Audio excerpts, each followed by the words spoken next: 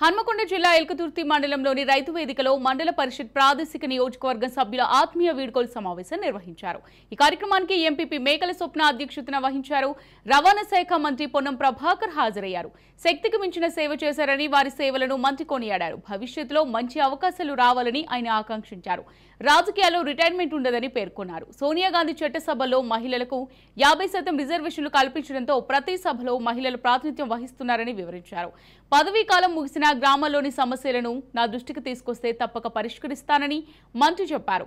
రిజర్వేషన్లు అడ్డంకులను అధిగమించి భవిష్యత్తులో స్థానిక సంస్థల ఎన్నికలు నిర్వహిస్తామని మంత్రి వివరించారు।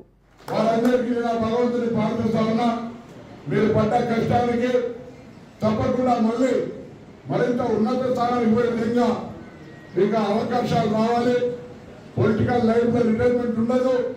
పొలిటికల్ లైఫ్ లో మీరు ఎప్పుడైనా ప్రజా సమస్యల మీద పోరాడేటువంటి మనస్తత్వాన్ని మర్చిపోవద్దని మాట సందర్భంగా కోరుతా ఉన్నా।